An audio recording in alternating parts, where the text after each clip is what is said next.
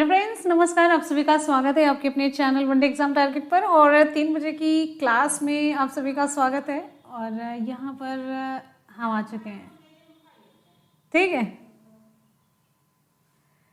चलिए, unexpected.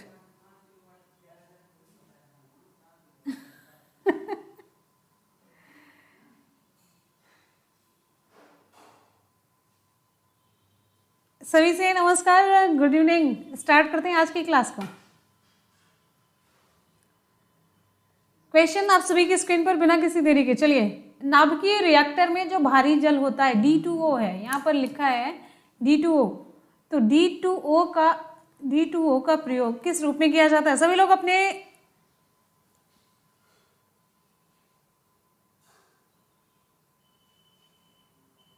Like का number बताएंगे फटाफट से।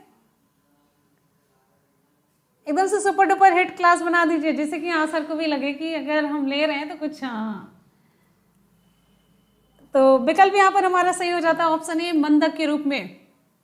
नाभिकीय रिएक्टर में जो भारी जल का प्रयोग किया जाता है, मॉडरेटर के रूप में किया जाता है, मंदक के रूप में किया जाता है, मॉडरेटर के रूप में किया जाता है। ध्यान रखिएगा, ठीक है।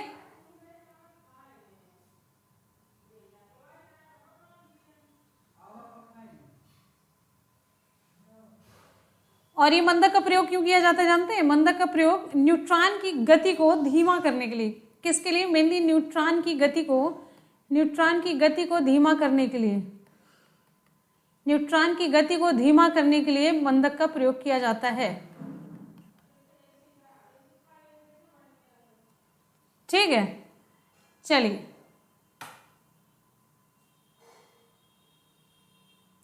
अगले क्वेश्चन पर बढ़ते हैं। नेक्स्ट है,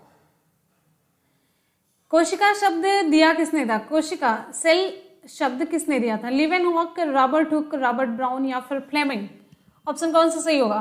कोशिका शब्द का प्रयोग किसने किया था? सबसे पहले कोशिका शब्द दिया किसने था?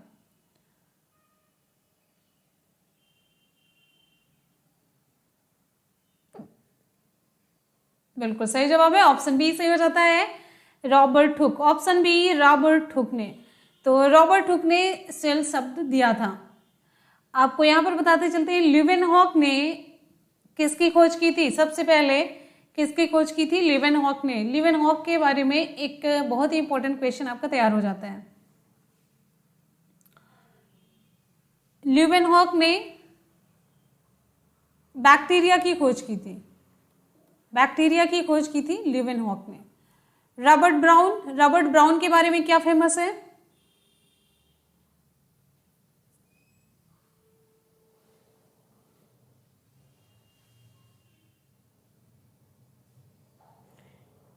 रॉबर्ट ब्राउन, फटाफट से रिप्लाई करते रहिए। रॉबर्ट ब्राउन, इन्होंने न्यूक्लियस की खोज की थी। किसकी खोज की थी? न्यूक्लियस की खोज की थी, केंद्रक की खोज की थी।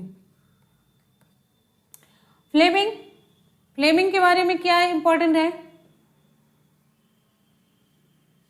फ्लेमिंग नाम के 2 साइंटिस्ट हैं, एक वाल्टर फ्लेमिंग है।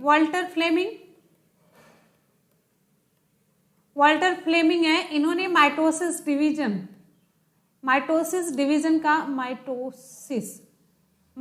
डिवीजन का पता लगाया था। और एक थे अलेक्जेंडर फ्लेमिंग, इन्होंने पेनिसिलिन की खोज की थी। किसकी खोज की थी? पेनिसिलिन की खोज की थी।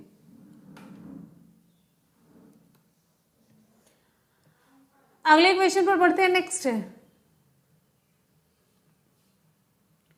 लाइसोसोम आत्महत्या का थैला है क्योंकि उसमें क्या है? लाइसोसोम को आत्महत्या का थैला क्यों कहा जाता है? फटाफट से रिप्लाई करते रहिए। हमें पता है आप लोग ऑब्जेक्टिव पर इतने स्टिक रहते हैं कि मतलब ऑब्जेक्टिव ही आप लोगों को चाहिए होता है। लाइसोसोम को आत्महत्या का थैला कहा जाता है, क्यों? उसमें क्या पाया जाता है?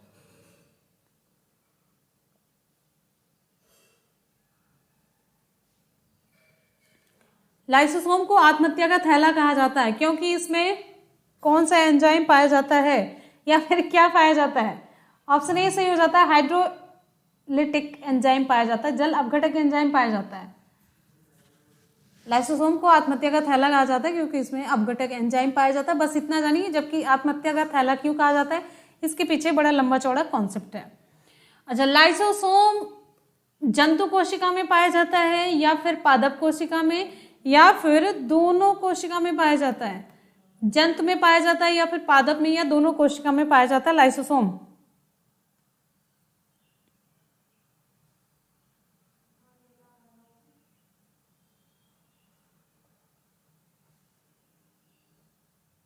चलिए,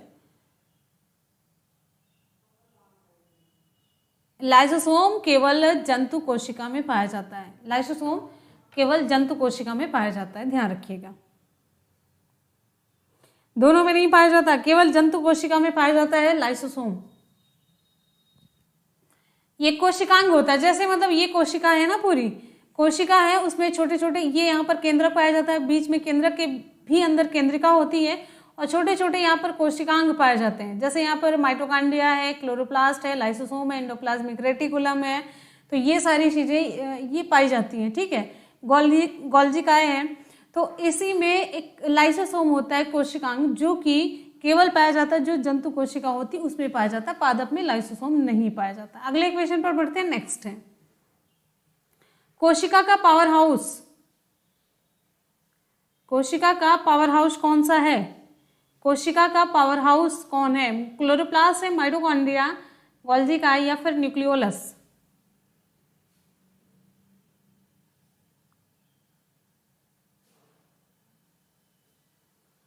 हाँ, स्मूथ जो जिस पे राइबोसोम होता है वो स्मूथ नहीं होता है, जिस पे नहीं होता है वो स्मूथ होता है। कोशिका का पावर हाउस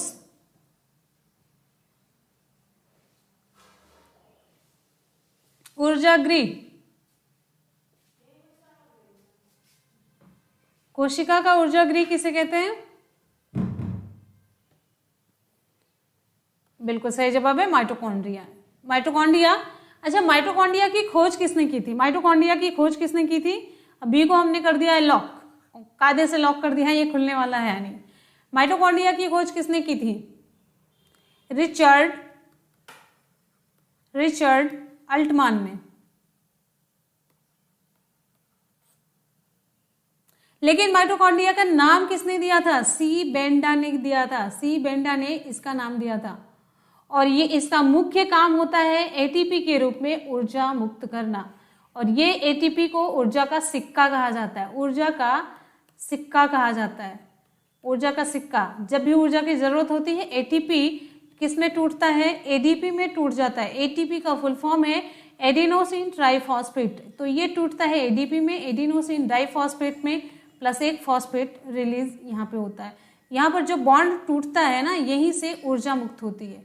जो बॉन्ड टूटता है वहीं से ऊर्जा मुक्त होती है। ठीक है,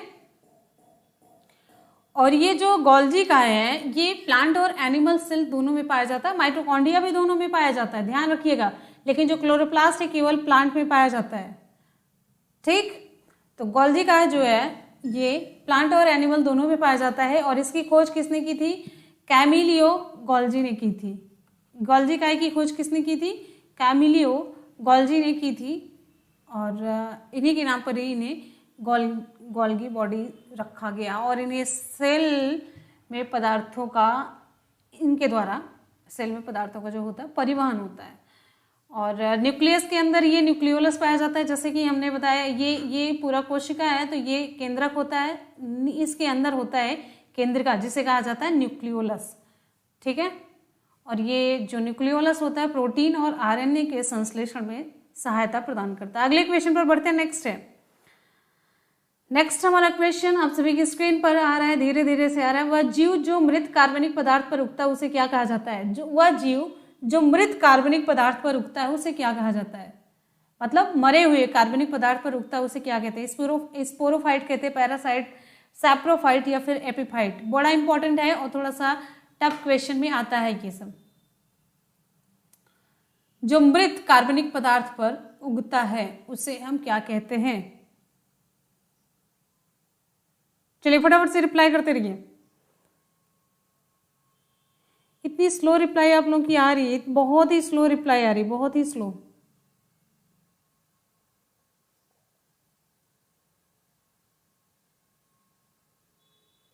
विकल्प यहाँ पर हमारा सही हो जाता है ऑप्शन सी, सैप्रोफाइट कहते हैं। ऑप्शन सी सही हो जाता है। जो मृत कार्बनिक पदार्थ पर उगता है उसे हम कहते हैं सैप्रोफाइट। एपिफाइट किसे कहते हैं? ऐसा पौधा होता है जो पोषी पौधा पर रहता है, मतलब कोई भी पौधा जो दूसरे पौधे पर उगता है और इस पौधे से पोषण प्राप्त करता है उसे कहते हैं एपिफाइट। जैसे ऑर्किड है, ऑर्किड ये एपिफाइट में आता है, बड़ा इंपॉर्टेंट है, ये एग्जाम्पल पूछा जाता है। और सबसे छोटा बीज किसका होता है? ऑर्किड का होता है। सबसे बड़ा बीज किसका होता है? सबसे बड़ा बीज किसका होता है? आप लोग बताइए जल्दी से कमेंट सेक्शन में, सबसे बड़ा बीज किसका होता है?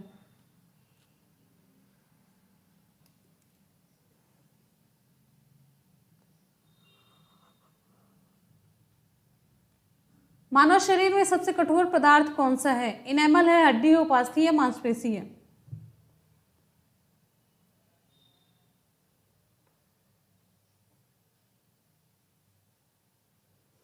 मानव शरीर में सबसे कठोर पदार्थ कौन सा है?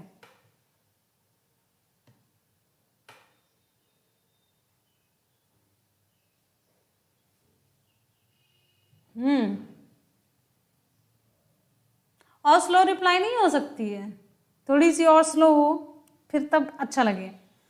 मानव शरीर में सबसे कठोर ऑप्शन ए सही हो जाता है, इनेमल है ऑप्शन ए, दंतवल्क। ठीक है। अच्छा, शरीर की सबसे लंबी हड्डी कौन सी है? शरीर की सबसे लंबी हड्डी कौन सी है?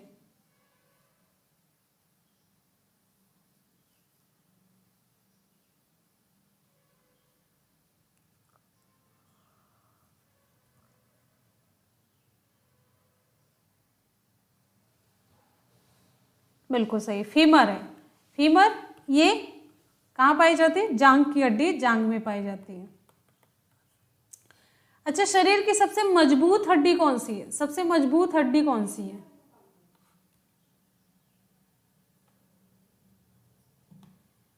सबसे लंबी तो हो गई, सबसे मजबूत हड्डी कौन सी है?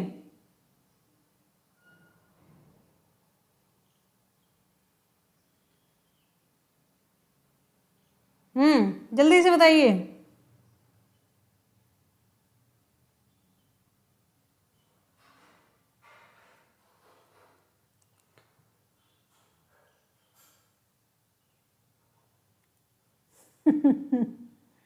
सबसे मजबूत होती है जबड़े की हड्डी। कौन सी होती है? जबड़े की हड्डी होती है सबसे मजबूत।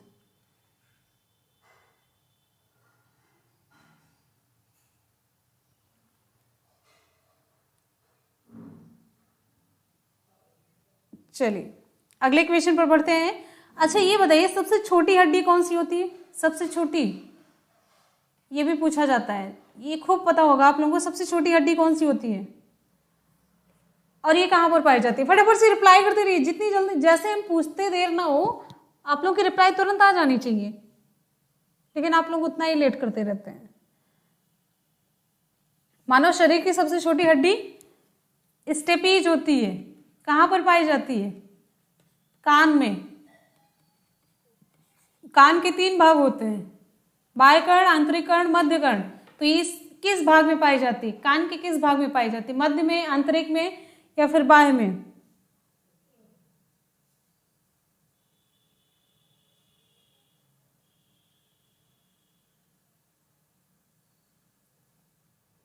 चलिए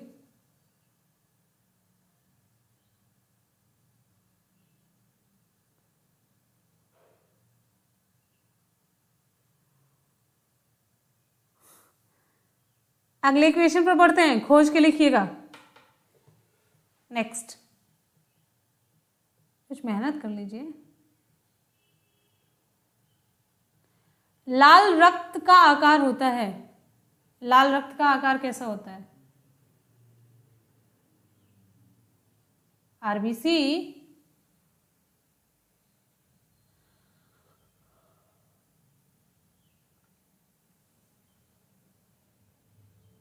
बिल्कुल सही ऑप्शन यहाँ पर हमारा डी सही हो जाता है, उभयावतल।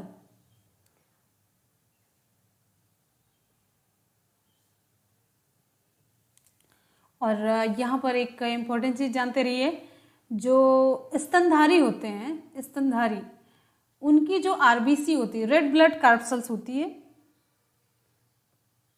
रेड ब्लड कार्पसेल्स, लाल रुधिर कणिकाएं, लाल रक्त कोशिकाएं, लाल रुधिर कणिकाएं, ये रक्त की सबसे प्रमुख कोशिका होती है।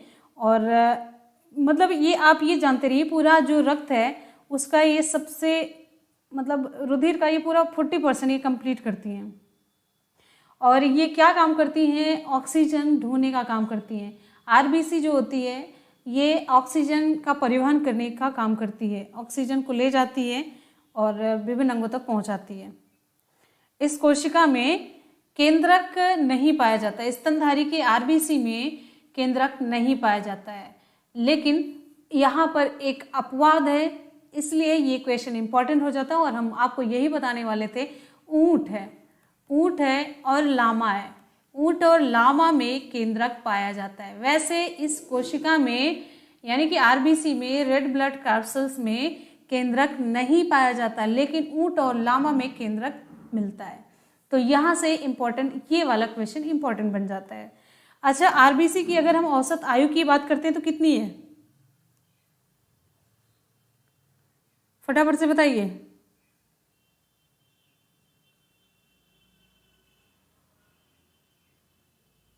इसकी औसत आयु जो है 120 दिन है।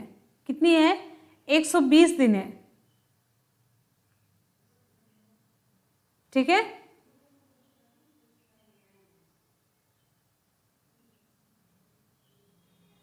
अगले क्वेश्चन पर बढ़े। और यहीं पर आप ये जानते रहिए, डब्ल्यूबीसी, डब्ल्यूबीसी व्हाइट ब्लड कार्पसेल्स, श्वेत रक्त कोशिकाएं या श्वेत रुधिर कणिकाएं, ये क्या काम करती हैं? ये मेनली हमारे इम्यून सिस्टम को स्ट्रॉन्ग करती है, प्रतिरोधक क्षमता को बढ़ाती हैं, रोगों से लड़ने की क्षमता प्रदान करती हैं। ठीक है, चलिए, आप लोग हैं कि डिस्कनेक्ट तो नहीं हो गया?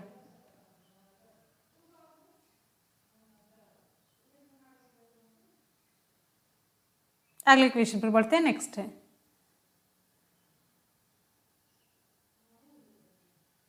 मानव हृदय में प्रकोष्ठों की संख्या कितनी होती है? चैम्बर कितने होते हैं? मानव हृदय में प्रकोष्ठों की संख्या यानी कि मानव हृदय में चैम्बर कितने पाए जाते हैं? विकल्प यहां पर हमारा कौन सा सही होगा?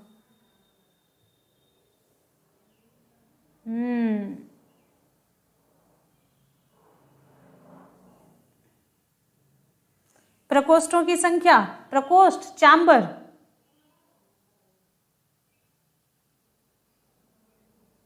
क्या बात है भाई, ऑप्शन डी से हो जाता। हमने सोचा अभी एक तो ना लगा दें, वैसे भी सबके दिल के जो कोष्ठ प्रकोष्ठ हैं सभी कम होते जा रहे हैं। बैठे बैठे कुछ नहीं तो प्रकोष्ठ ही कम हो रहे हैं। तो कौन कौन से पार्ट हैं?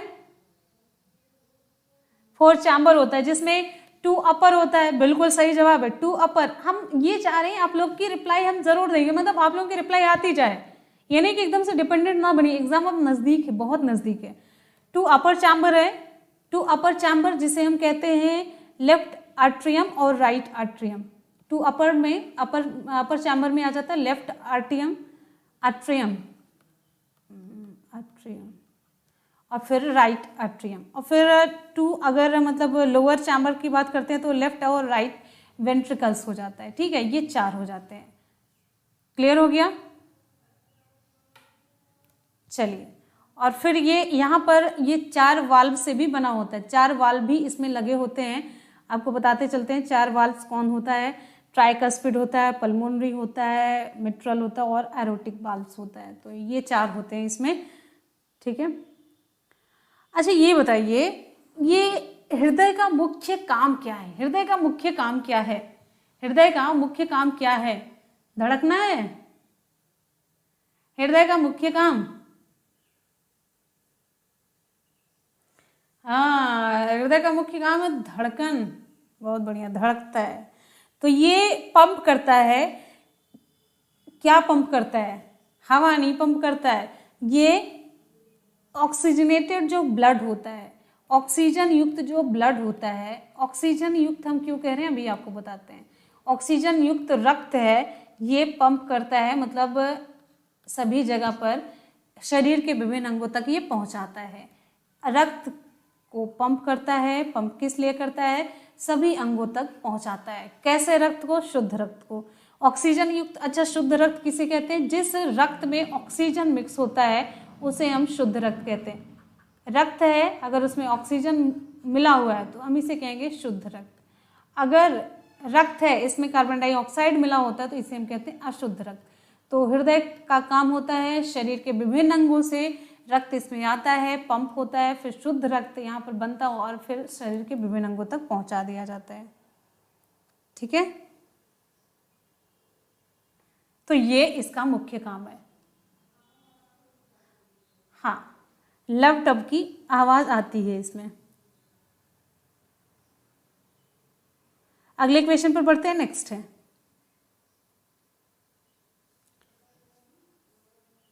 अच्छा, ब्लड सर्कुलेशन की खोज किसने की थी?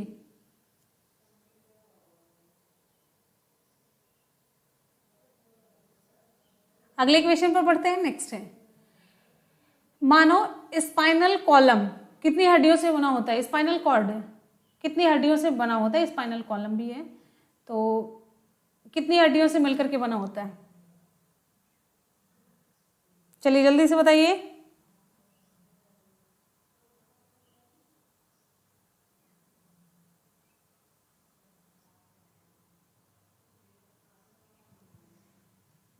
क्या बात है, एक्सेलेंट, बहुत बढ़िया भाई, बहुत ही बढ़िया। उत्तर आपका यहाँ पर सही हो जाता है। ऑप्शन ए 33 हड्डियों से मिलकर के बना होता है स्पाइनल कॉर्ड, ये 33 हड्डियों से मिलकर के बना होता है। और आपको बताते चलते हैं कि इसमें ना जो पहली कशेरुका होती है किस नाम से जानी जाती है? जैसे मतलब यहाँ से शुरू होकर के पूरी कमर तक जाती है, तो ये यहाँ पर 33 इस तरीके से कशेरुकाएं इसमें लगी हुई होती है। वर्टिब्री कॉलम कहा जाता है ना, तो यहाँ पर 33 हड्डियां होती हैं, ऐसे ऐसे छोटी छोटी। आप देखते होंगे डायग्राम में ऐसे ऐसे कुछ पता चलता रहता है ना, ऐसे ऐसे ऐसे। तो ये पहली जो हड्डी होती है मस्तिष्क के पीछे से जुड़ी हुई होती है, पहली हड्डी को हम क्या कहते हैं? पहली हड्डी को हम क्या कहते हैं? पहली हड्डी को एटलस कहा जाता है। पहली हड्डी को एटलस कशेरुका कहा जाता है। अच्छा, जो ये वर्टिब्री कॉलम होता है ना, यहां पर देखिए कई भागों में बटा होता है, मेनली 5 भागों में बटा होता है। आपको बताते चलते हैं 33 कैसे पूरा मिलकर के बनता है। पहला भाग जो होता है सर्वाइकल रीजन होता है। सर्वाइकल रीजन होता है, सर्वाइकल रीजन में पूरी 7 कशेरुकाएं लगी होती हैं। 7 ये हो गई। फिर उसके बाद आता है थोरैकिक रीजन, जो वक्ष वाला भाग होता है, तो इसमें 12 कशेरुकाएं होती हैं। फिर लंबर रीजन आता है, कटी वाला क्षेत्र, फिर यहाँ पर 5 कशेरुकाएं होती हैं। फिर सैक्रल रीजन आता है, वहां पर 5 कशेरुकाएं होती हैं। फिर उसके बाद आता है कॉर्डल रीजन आता है, तो फिर वहां पर 4 होती है पुंछ वाले भाग में। तो 7, 5, 12, 5, 12, 5 कितना हो गया भैया, कितना हुआ?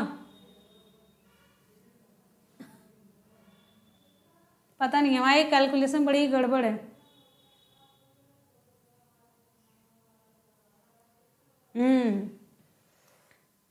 चला आगे आगे चला जाए।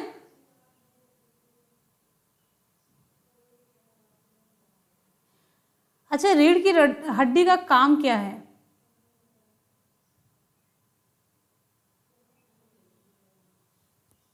रीढ़ की हड्डी का काम क्या है?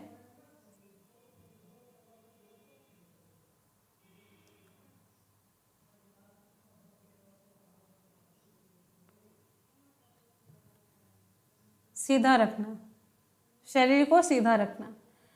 अगले क्वेश्चन पर बढ़ते हैं। आप लोग एक बार वीडियो को लाइक और शेयर जरूर कर दीजिएगा। हाँ, आप लोगों को ये बहुत ही इंटरेस्टिंग इसलिए नहीं लग रहा होगा, थोड़ा सा दिमाग लग रहा है।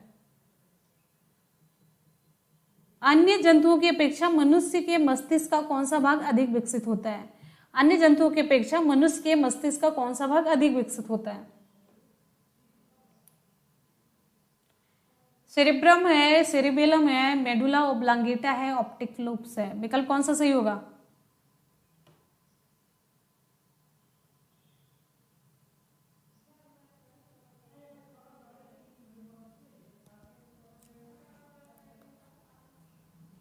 ऑप्शन ए सेरेब्रम है, ऑप्शन ए मनुष्य का प्रमस्तिष्क। अन्य जंतुओं की अपेक्षा ये अधिक विकसित होता है।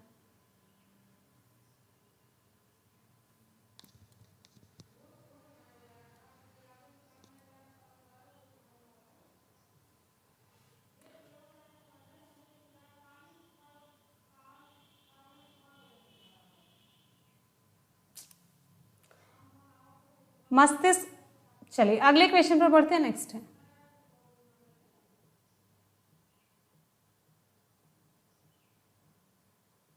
मानव त्वचा क्या है? एक कोशिका है, एक ऊतक है, एक अंग है, क्या है?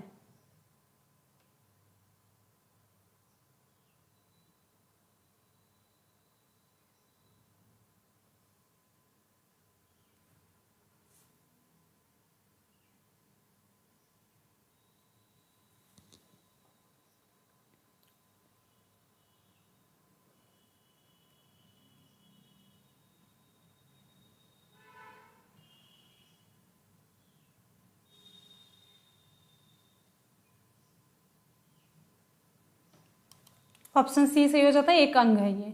ऑप्शन सी मानव त्वचा एक अंग है, बिल्कुल सही।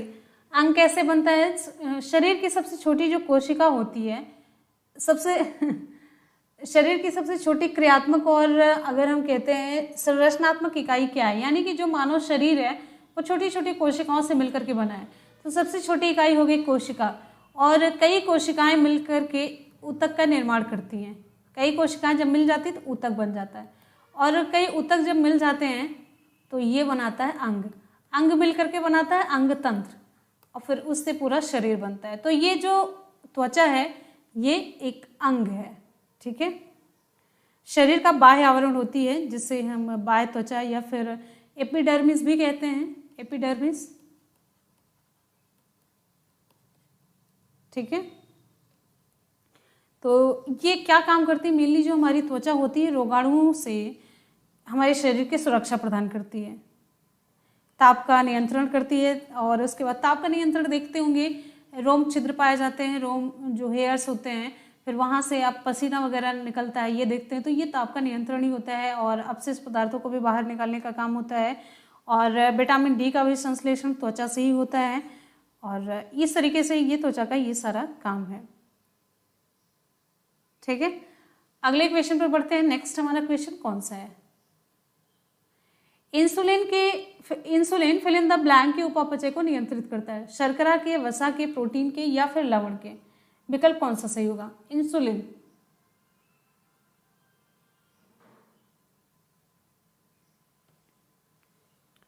ऑप्शन हमारा कौन सा सही होगा?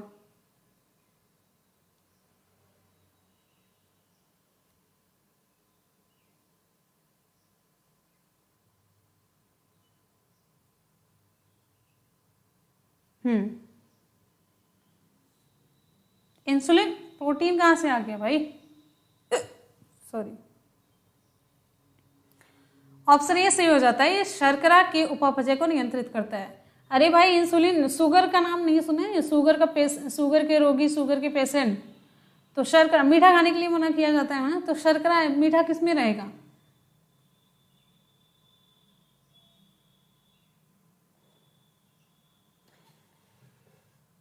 हो गया, कल्याण हो गया आप लोगों का। इंसुलिन अग्नाशय में, अग्नाशय एक अंग है, क्या है अग्नाशय? क्या है जिसे इसमें कहते हैं पैंक्रियाज है, पैंक्रियाज है। यहाँ पर अगर जो भी साइंस के स्टूडेंट होंगे ये समझ होंगे, यहीं पर अग्नाशय में लैंगर हैंग्स की दीपिकाएं पाई जाती हैं, आईलेट्स ऑफ लैंगर हैंग्स, ठीक है। लैंगर हैंग्स की दीपिकाएं पाई जाती है, जिसमें ये बीटा सेल से स्रावित होने वाला हार्मोन है। ये क्या काम करता है? ग्लूकोज को ग्लाइकोजन में बदलता है। क्या काम करता है? ग्लूकोज को किस में चेंज करता है? ग्लाइकोजन में चेंज करता है।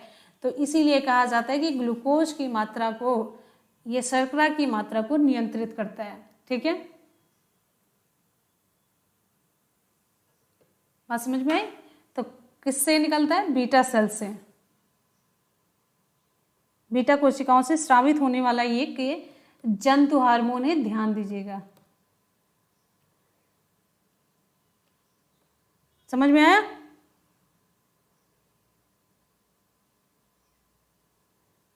चलिए अगले क्वेश्चन पर बढ़ेंगे हम। नेक्स्ट,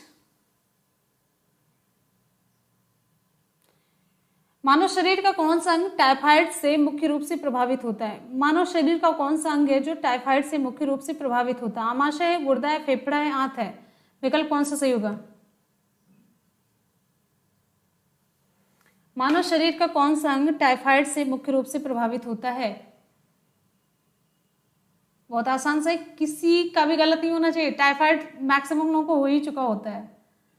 ऑप्शन यहाँ पर हमारा डी सही हो जाता है, ऑप्शन डी सही हो जाता है, आंत, इंटेस्टाइन।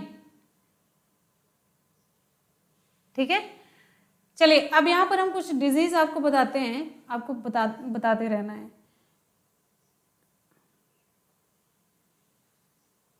चलिए, बड़ा उसी में फंस जाएंगे। टाइफाइड में, अच्छा टाइफाइड में होता क्या है? टाइफाइड में क्या होता है?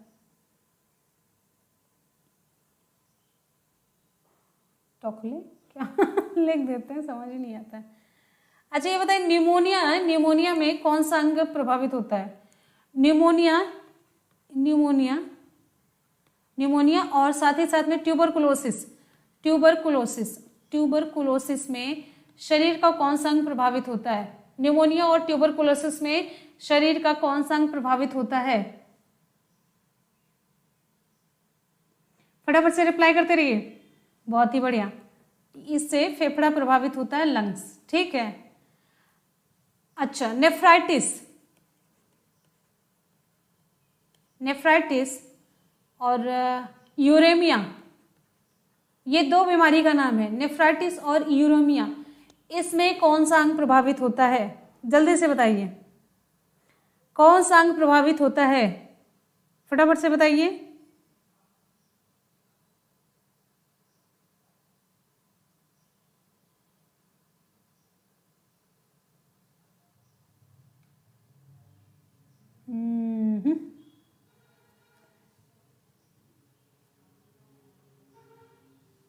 चलिए, इसका सही जवाब हो जाता है किडनी। इसका सही जवाब है किडनी है।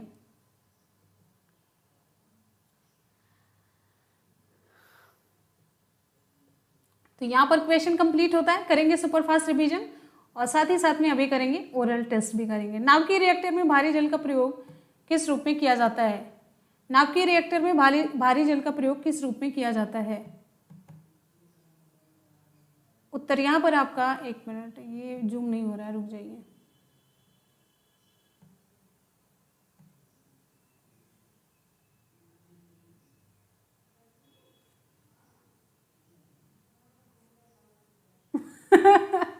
नकल क्यों मारते हैं आप लोग? नकल मत मारा करिए ना, नकल क्यों मारते हैं? नाभिकीय रिएक्टर में विकल्प यहाँ पर हमारा सही हो जाता है, ऑप्शन ए D2O जो है मंदक के रूप में। नेक्स्ट क्वेश्चन पर बढ़ते हैं। अगला क्वेश्चन है, कोशिका शब्द किसने दिया? कोशिका शब्द किसने दिया था? कोशिका शब्द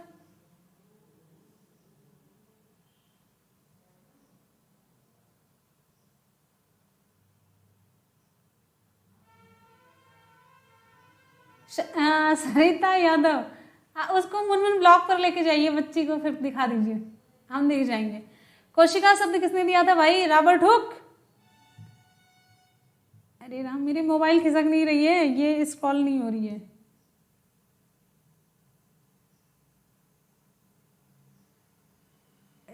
चलिए, वैसे हमको दिख नहीं रहा है, हम सोच रहे थे कम से कम आपकी रिप्लाईज में देखते रहते। ऑप्शन बी सही हो जाता है, रॉबर्ट हुक। 100% सही करने की कोशिश कीजिएगा, कोई दिक्कत नहीं है। अगले क्वेश्चन पर बढ़ते हैं। नेक्स्ट है, लाइसोसोम को आत्महत्या का थैला कहते हैं क्योंकि इसमें क्या पाया जाता है? लाइसोसोम को आत्महत्या का थैला कहते हैं क्यों? उसमें क्या पाया जाता है? विकल्प यहाँ पर हमारा सही हो जाता है, जल अपघटक enzyme. Option A hydrolytic enzymes होता है। नेक्स्ट क्वेश्चन पर बढ़ते हैं। कोशिका का पावर हाउस कौन है? कोशिका का पावर हाउस किसे कहा जाता है? क्लोरोप्लास्ट, माइटोकॉन्ड्रिया, गोल्गी आई या फिर न्यूक्लियोलस? विकल्प यहाँ पर हमारा कौन सा सही होगा? फटाफट से रिप्लाई करते रहिए। ऑप्शन यहाँ पर कोशिका का पावर हाउस कहा जाता है माइटोकॉन्ड्रिया को। ये एटीपी के रूप में ऊर्जा मुक्त करती है।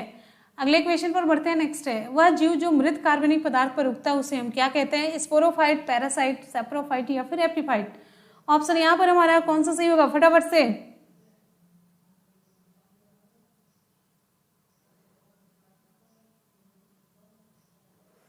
बिल्कुल सही जवाब है, ऑप्शन सी सही हो जाता है, सैप्रोफाइट। नेक्स्ट हमारा क्वेश्चन, मानव शरीर में सबसे कठोर पदार्थ कौन सा है? और आपको यहाँ पर बता देते हैं, रात में 10 बजे एससीईआरटी चलेगी, उसमें आपको एकदम से अलग और न्यू क्वेश्चन आपको देखने को मिलेगा, एकदम स्टैंडर्ड लेवल का। तो तैयार रहिएगा पूरी एनर्जी और जोश के साथ। ऑप्शन यहाँ पर हमारा सही हो जाता है, ऑप्शन ए दंत वल्क है, इनेमल है। नेक्स्ट क्वेश्चन पर बढ़ते हैं। अगला क्वेश्चन है, लाल रक्त का आकार कैसा होता है? लाल रक्त का आकार ऑप्शन यहाँ पर डी सही हो जाता है, उभयावतल होता है। अच्छा, यहीं पर एक क्वेश्चन और आप लोग बताते रहिए, एक क्वेश्चन आप लोग और बताइए, जब बहुत अधिक ऊंचाई पर चढ़ते हैं तो लाल रुधिर कणिकाओं की संख्या क्या होती है? बहुत अधिक ऊंचाई पर जब मनुष्य चढ़ता है तो लाल रुधिर कणिकाओं की क्या होती है? संख्या बढ़ जाती है, उसका आकार बढ़ जाता है, उसका आकार छोटा हो जाता है, संख्या घट जाती है, WBC बढ़ जाता है, क्या होता है? विकल्प कौन सा सही होगा? बहुत अधिक ऊंचाई पर मनुष्य की लाल रुधिर कणिकाओं की संख्या में क्या होता है? वृद्धि होती है, कमी होती है, क्या होता है? बिल्कुल सही है भैया, बढ़ जाती है संख्या। कैसी बताया? तुक्का मार के बताया होगा। अच्छा, ओरल टेस्ट के लिए टॉपिक ये कोशिश करेंगे, वैसे तो हम यही पूछते चलते हैं जो मेरे माइंड में आता जाता है। ठीक है, आपसे टॉपिक सोचेंगे। मानव हृदय में प्रकोष्ठों की संख्या कितनी होती है? बहुत ही आसान सा है, विकल्प आपका डी सही हो जाता है, 4 है। अगले क्वेश्चन पर चलते हैं। आलिंद निलय ना, 2 आलिंद 2 निलय, राइट लेफ्ट दोनों में कर लीजिए। मानव स्पाइनल कॉलम कितनी हड्डियों से मिलकर के बना होता है? उत्तर आपका यहाँ पर ए सही हो जाता है, 33। उत्तर ए सही हो जाता है, 33। नेक्स्ट है, अन्य जंतुओं की अपेक्षा मनुष्य के मस्तिष्क का कौन सा भाग अधिक विकसित होता है? ऑप्शन ए सही हो जाता है, सेरिब्रम, प्रमस्तिष्क। नेक्स्ट क्वेश्चन पर बढ़ते हैं। हमारा अगला क्वेश्चन आप सभी के लिए है, यहाँ पर आ रहा है धीरे धीरे से। मानव त्वचा क्या है? मानव त्वचा विकल्प हमारा यहाँ पर सी सही हो जाता है, एक अंग है। मानव त्वचा ऑप्शन सी सही हो जाता है, ये एक अंग है। अगले क्वेश्चन पर हम बढ़ते हैं। इंसुलिन किसके उपापचय को नियंत्रित करता है? इंसुलिन ऑप्शन ए सही हो जाता है, शर्कराओं के उपापचय को ये नियंत्रित करता है। अगला क्वेश्चन हमारा है, मानव शरीर का कौन सा अंग टाइफाइड से मुख्य रूप से प्रभावित होता है? मानव शरीर का कौन सा अंग टाइफाइड से मुख्य रूप से प्रभावित होता है? तो टाइफाइड से आंत होती है, वो भी मेनली छोटी आंत होती है, स्मॉल इंटेस्टाइन होती है। ठीक है, अगले क्वेश्चन पर बढ़ते हैं। नेक्स्ट यहां पर चलिए, अब ओरल टेस्ट के लिए आप लोग तैयार हो जाइए। ओरल टेस्ट है, ओरल टेस्ट में पहला क्वेश्चन आप सभी के लिए, फोटोग्राफी। फोटोग्राफी आप लोग जानते हैं, फोटोग्राफी में कौन सा रंग प्रयोग किया जाता है? फोटोग्राफी में कौन सा रंग प्रयुक्त होता है? फोटोग्राफी में कौन सा रंग प्रयुक्त होता है? इंपॉर्टेंट क्वेश्चन है, केमिस्ट्री का है। फोटोग्राफी में कौन सा रंग प्रयुक्त होता है? फोटोग्राफी में विकल्प है आपका red, blue, green, B red, blue, yellow, red, blue, orange, red, blue, black. कौन सा विकल्प सही होगा? फोटोग्राफी में मुख्य रंग कौन से होते हैं? मुख्य रंग की हम बात कर रहे हैं, मुख्य रंग।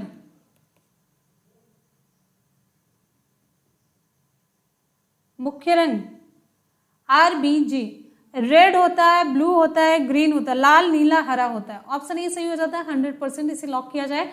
और जो फोटोग्राफी में मुख्य रंग, वैसे भी मैंने बताया आपको, मुख्य रंग प्राथमिक रंग कौन सा होता है? 3 होता है, लाल, हरा और नीला होता है। बात समझ में आई?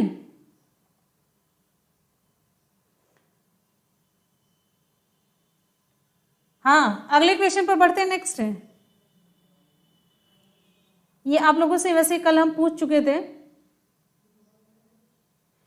अब यहां पर एक और क्वेश्चन बताइए, कुछ ईंधन का हम नाम देते हैं।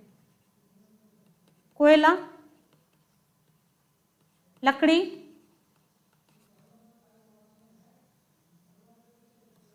प्राकृतिक गैस, प्राकृतिक गैस।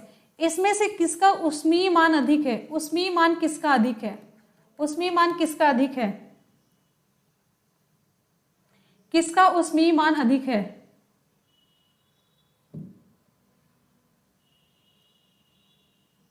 बिल्कुल सही जवाब है। यहाँ पर प्राकृतिक गैस का मान सबसे, प्राकृतिक गैस में उष्मीय मान सबसे अधिक होगा। चलिए अब यहां पर अगला क्वेश्चन, नाभिकीय रिएक्टर है। नाभिकीय रिएक्टर में कौन सा ईंधन प्रयोग किया जाता है? Uranium, uranium, radium, petrol, diesel. नाभिकीय रिएक्टर में कौन सा ईंधन प्रयुक्त किया जाता है? कौन सा ईंधन प्रयुक्त किया जाता है? बिल्कुल सही है, यूरेनियम है। सही जवाब इसका यूरेनियम है। ठीक है,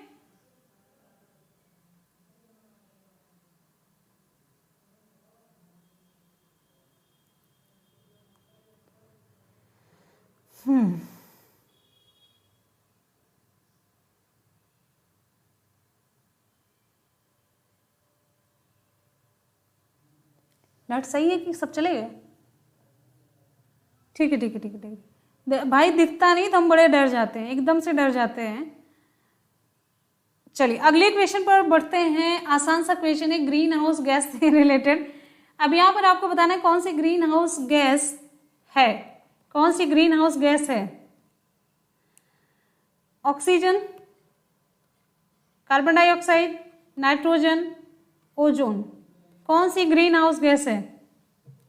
कौन सी ग्रीन हाउस गैस है? अरे क्या बात है भाई, कहते देर ना हो रही है, सब लोग बता दे रहे हैं। तो यहाँ पर भाई सही जवाब हो जाता है ऑप्शन बी, कार्बन डाइऑक्साइड है। चलिए अगले क्वेश्चन पर बढ़ते हैं। अगला क्वेश्चन है प्रशीतन में किसका प्रयोग किया जाता है? प्रशीतन, रेफ्रिजरेशन में किसका प्रयोग किया जाता है? Carbon dioxide, sulphur dioxide, freon, neon. किसका प्रयोग किया जाता है? 4 विकल्प हैं।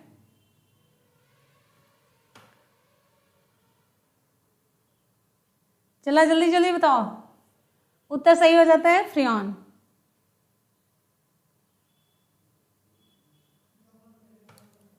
कौन सा सही जवाब है? सी है। अगले क्वेश्चन पर बढ़ते हैं। नेक्स्ट है, एकदम से एनर्जेटिक होकर के बताइए। अच्छा, गुब्बारों में कौन सी गैस भरी जाती है? गुब्बारे में कौन सी गैस भरी जाती है? गुब्बारे में कौन सी गैस भरी जाती है? कौन सी गैस भरी जाती है? Nitrogen, nitrogen, oxygen, carbon dioxide, helium. अरे भैया बड़ा तेज हो गए हो सभी लोग। ऑप्शन डी से हो जाता है हीलियम। यहां पर ये बताइए हीलियम क्यों भरा जाता है? हीलियम क्यों भरा जाता है?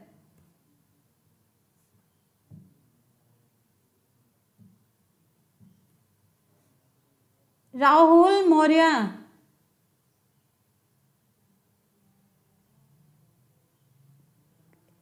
सीरियस कहाँ नहीं है?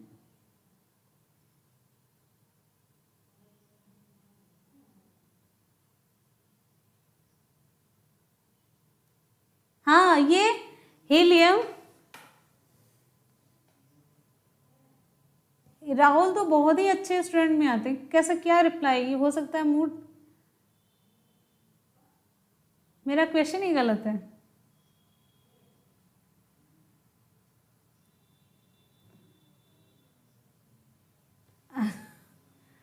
अच्छा हो सकता है, मुझे लगा कि कैसे कोई नाम तो चेंज करके नहीं कर रहा है। कभी कभी होता है ना नाम चेंज करके टाइप करना ऐसा कुछ। चलिए तो ठीक है, ओरिजिनल वाले ही हैं।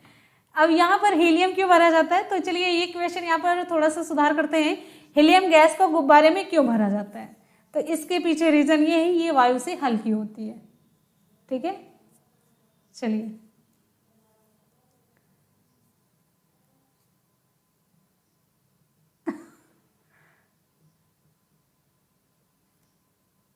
चलिए अगले क्वेश्चन पर बढ़ते हैं। नेक्स्ट,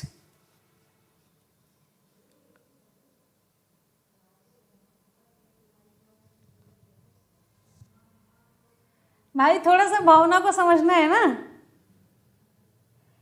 अच्छा कोई बात नहीं, कोई बात नहीं, बस मुझे ये लगा ना कि हो सकता है कभी कभी, कोई बात नहीं, ओरिजिनल रहिए, सही रहिए। अगला क्वेश्चन पूछते हैं।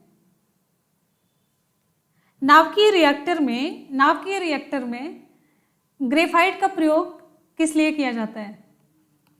नाभिकीय रिएक्टर में, भाई ओरल टेस्ट है, कभी कभी थोड़ा बहुत तो कॉम्प्रोमाइज कर लिया करिए ना।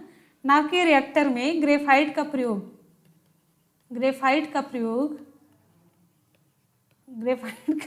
क्यों किया जाता है?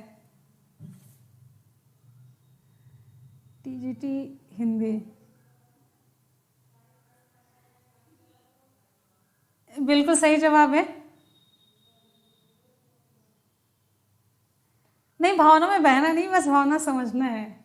हाँ, ये मंदक के रूप में प्रयोग किया जाता है, तो इसका प्रयोग मंदक के रूप में होता है।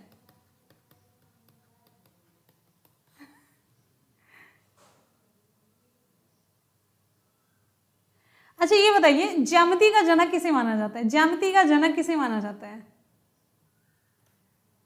ज्यामिति का जनक किसे माना जाता है? अब मेरा एक भी क्वेश्चन गलत नहीं कर सकते कोई भी, चाहे भावना में भी चाहे वैसे।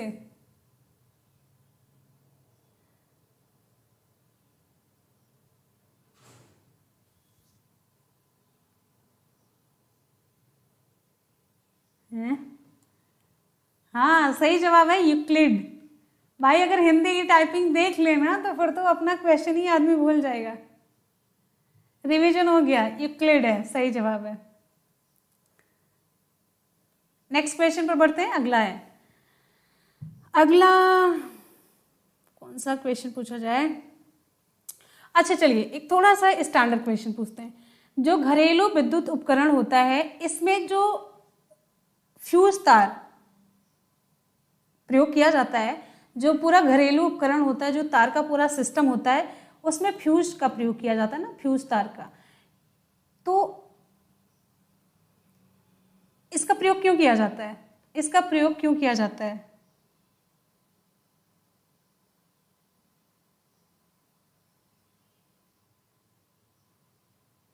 किससे बना होता है ये नहीं, ये किस लिए, मतलब फ्यूज का प्रयोग क्यों किया जाता है? बस सिंपल से ये बताइए, फ्यूज का प्रयोग, जो घरेलू विद्युत उपकरण होता है, इसमें फ्यूज का प्रयोग क्यों किया जाता है? क्यों? विकल्प आपको दे देते हैं। प्रतिरोध कम हो, ऑप्शन बी गलनांक कम हो, या फिर यहाँ पर चालकता कम हो, घनत्व कम हो, कौन सा विकल्प सही होगा?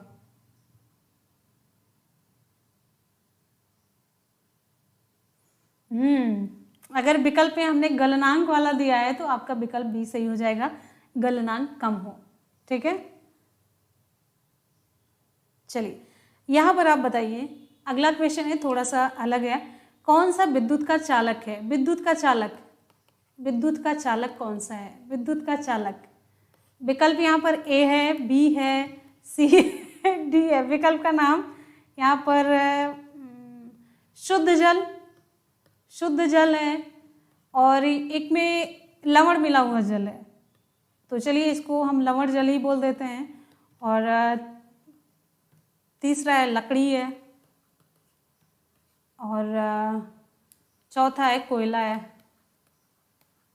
विद्युत का चालक इसमें से कौन सा है?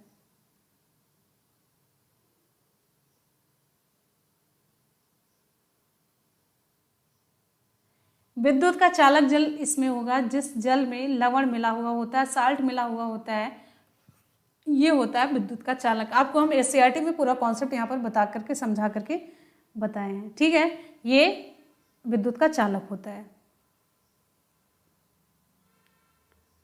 ठीक है, अगले क्वेश्चन पर बढ़ते हैं। नेक्स्ट है,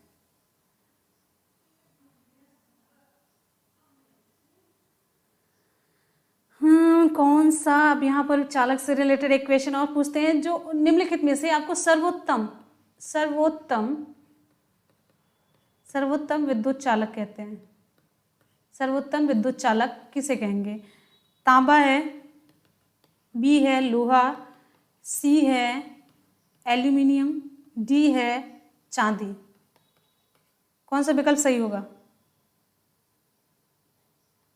क्या बात है भाई, विकल्प भी देते देर नहीं हुई है। तो ये चांदी, ऑप्शन आपका डी सही हो जाएगा।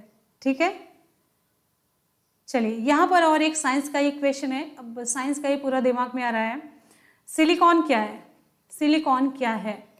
अब क्या है में आपको यहाँ पर विकल्प देते हैं। चालक है, नहीं, कुचालक है, चालक है, अर्धचालक है, क्या है? तीनों में से विकल्प आपका कौन सा सही होगा? बिल्कुल सही है, अर्धचालक है, ऑप्शन सी। ये क्या है? अर्धचालक है।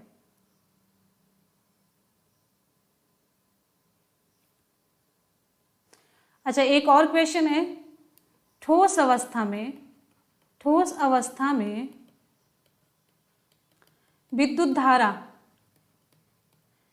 विद्युत धारा निम्नलिखित में से किस में से प्रवाहित होगी?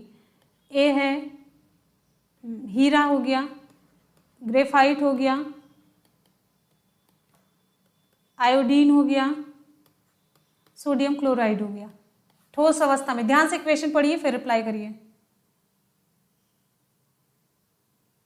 ग्रेफाइट इसका सही जवाब है, बिल्कुल सही है, ऑप्शन बी सही हो जाता है, ग्रेफाइट इसका सही जवाब है। ठीक है, चलिए बहुत सारी यहाँ पर क्वेश्चन हम लोगों ने देख लिए हैं और अब क्लास को खत्म करें।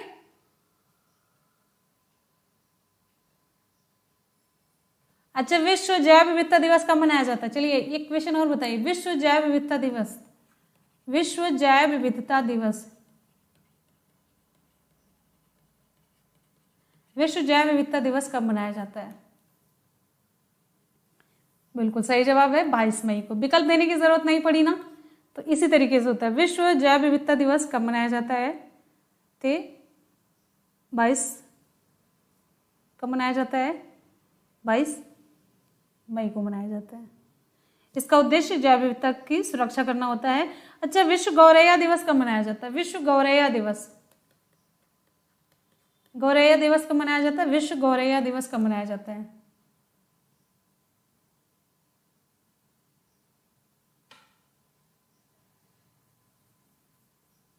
अब राहुल की रिप्लाई सही आ रही है।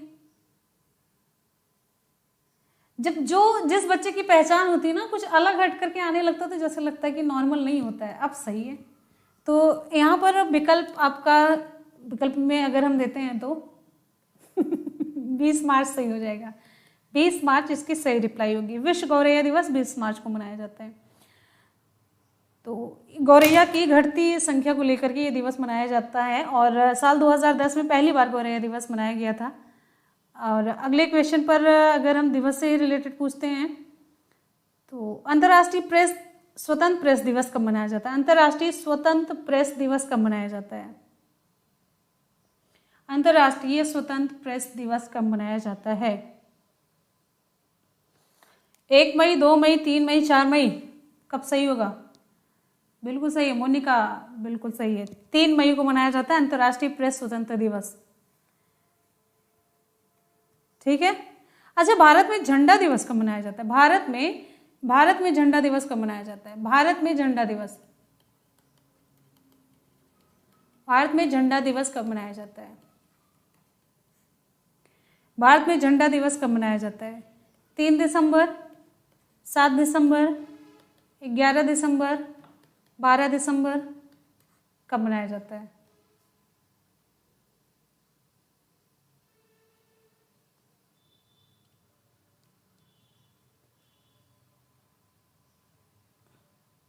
दिन पूछे तो अनुच्छेद ना बताना।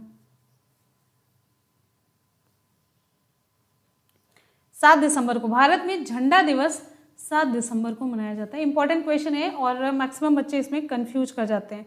राष्ट्रीय गणित दिवस कब मनाया जाता है? राष्ट्रीय गणित दिवस, राष्ट्रीय गणित दिवस कब मनाया जाता है? राष्ट्रीय गणित दिवस कब मनाया जाता है?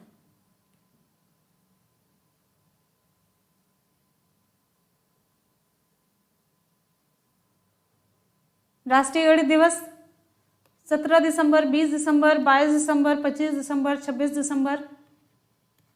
हाँ दे दिए ऑप्शन दे दिए। तो राष्ट्रीय गणित दिवस, राष्ट्रीय गणित दिवस मनाया जाता है 22 दिसंबर को। राष्ट्रीय गणित दिवस मनाया जाता है 22 दिसंबर को। और ये प्रसिद्ध गणितज्ञ जिनका नाम है श्रीनिवास रामानुजन, इनके जन्मदिन पर मनाया जाता है। रामानुजन के जन्मदिन पर ये मनाया जाता है। ठीक, अगले क्वेश्चन पर बढ़ेंगे। नेक्स्ट, विश्व हिंदी दिवस कब मनाया जाता है? विश्व हिंदी दिवस, विश्व हिंदी दिवस कब मनाया जाता है? विश्व हिंदी दिवस कब मनाया जाता है?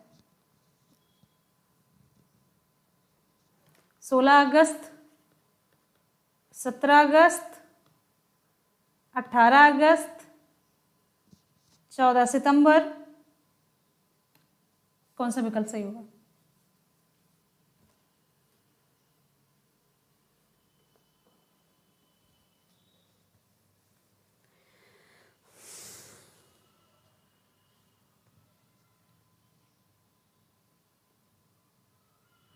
विश्व हिंदी दिवस पूछे हैं तो यहाँ पर 14 सितंबर सही होगा।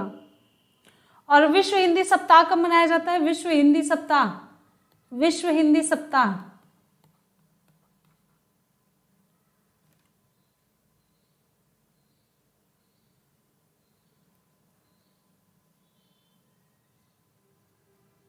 विश्व हिंदी सप्ताह,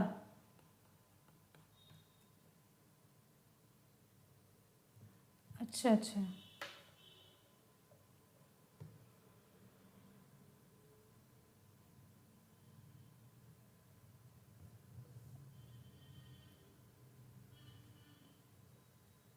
क्या बात है भाई, क्या बात है। चलिए, विश्व हिंदी दिवस 10 जनवरी, 14 सितंबर राष्ट्रीय हिंदी दिवस।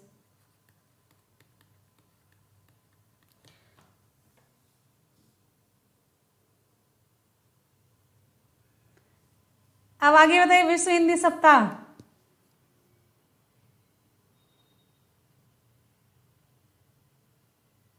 आस्था की कसम 10 जनवरी होगा। अरे भैया थोड़ा सा देखने तो दिया करिए कि होश होश में है कि नहीं है। विश्व हिंदी सप्ताह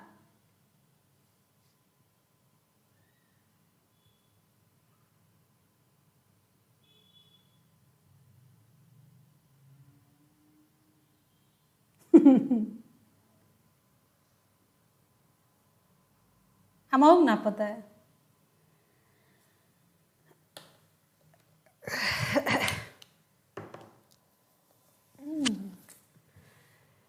चलिए भाई, यहाँ पे ख़त्म करते हैं आज की क्लास को। और बहुत ज़्यादा पढ़ लिया आप लोग आज हम लोगों ने। और 10 बजे करेंगे जगराता क्लास, ठीक है। विश्व हिंदी दिवस, अरे कौन सी हंसी दिवस? विश्व हास्य दिवस 10 जनवरी को मनाया जाता है। अच्छा, राष्ट्रीय मतदाता दिवस कब मनाया जाता है?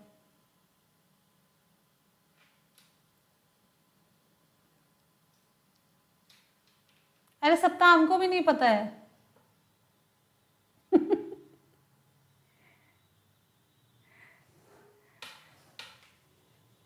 राष्ट्रीय मतदाता दिवस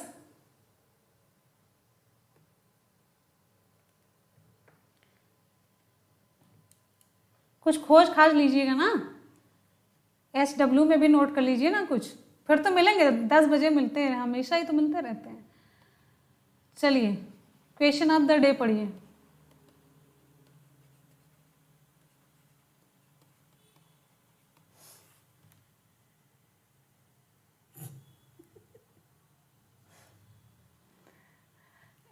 क्वेश्चन में दिवस से पूछें, दिवस में नहीं।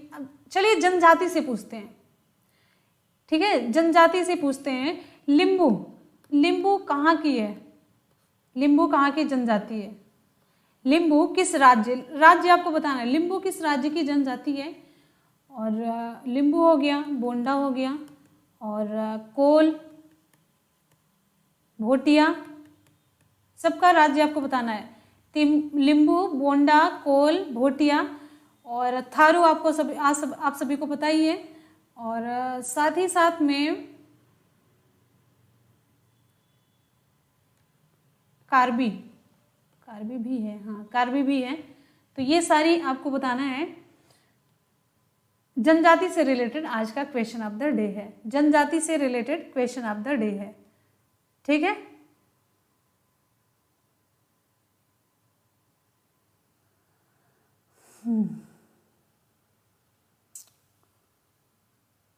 एक मिनट। तो यहाँ पर आज की क्लास कंप्लीट होती है और क्वेश्चन ऑफ द डे में इतना है। और कुछ आपको रात में जागरण क्लास में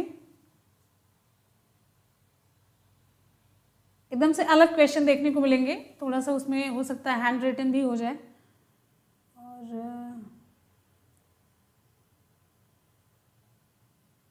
टाइपिंग कुछ बड़ा अजीब लिख रहे हैं। हाँ, हिंदी टाइपिंग ना बड़ी चेंज हो जाती है।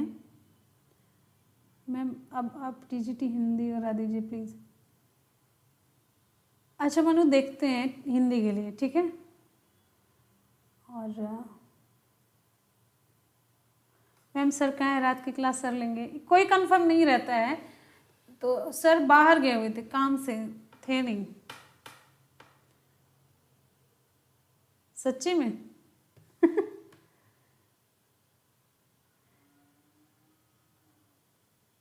तबीयत खराब क्यों है भाई, क्यों तबीयत सब लोग खराब कर ले रहे हैं। हाँ ये बात तो है, जिस दिन सर क्लास लेते थे नेटवर्क अच्छा नहीं होता था।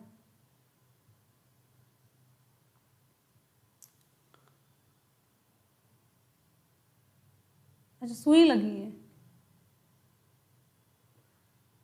हस्तक क्या हो गया है।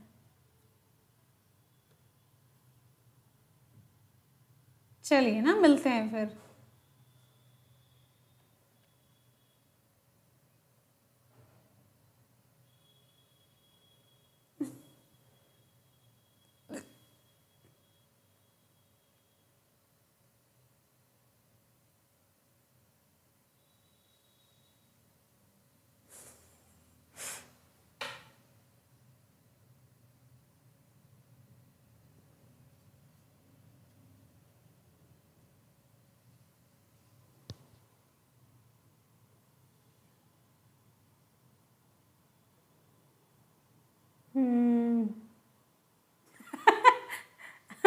दिव्या सही है।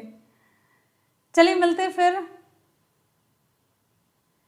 मैम आपके पुराने वीडियोस देखने से फ़ायदा होगा, कुछ एग्जाम में पूरा फ़ायदा होगा, क्योंकि ना तो सिलेबस बदलता है, ना क्वेश्चन बदलता है, ना ही कंटेंट बदलता है। तो पुरानी वीडियोस और सुपर डुपर हिट वाली है, जिसको कि मैंने अपलोड किया है रिकॉर्ड करके, तो बड़ी अच्छी सी हैं, बहुत ही अच्छी, एकदम से मतलब लल्लन टॉप वाली हैं पुरानी वीडियोज़।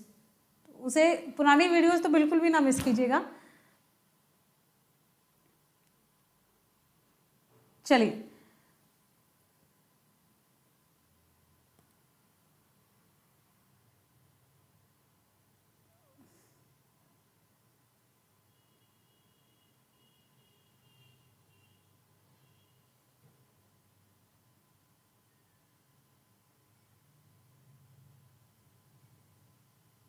चलिए चलिए भाई।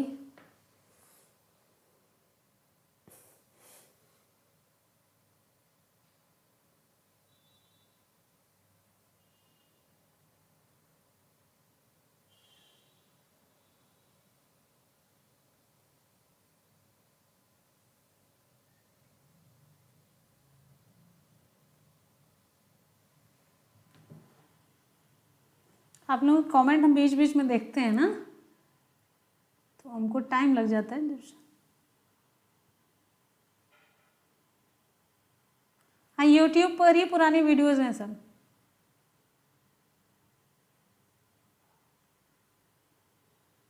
विवान सिंह, कोई क्वेश्चन ही आपने कुछ पूछा ही नहीं।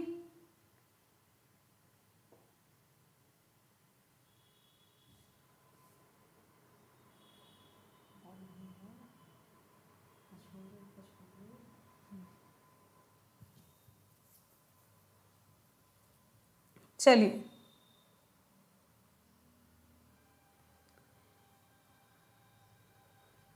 मिलते हैं ना फिर। नहीं, किसी के, अब हमें खुद नहीं दिखता है ना आरती, यहाँ पर हमारा नेटवर्क खुद इतना बेकार रहता है, आप लोग कमेंट चेक करते हैं, सोचते हैं कि कमेंट आ जाए फिर आगे बढ़ें। हमें भी ये पता करना होता है कि आप लोग मतलब एक्टिव हैं कि नहीं, रिप्लाई कर रहे हैं कि नहीं, कुछ ऐसा।